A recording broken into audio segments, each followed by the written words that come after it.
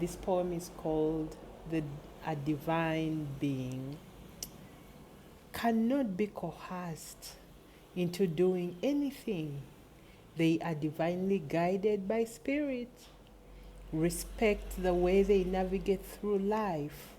If you cross paths or are destined to be, reality will reveal that to you with no effort of both the beings. The ancients wrote, I know the plans I have for you. I made you in the womb of your mother. I have numbered your days. The plans are good. You will enjoy the fruits of your labor.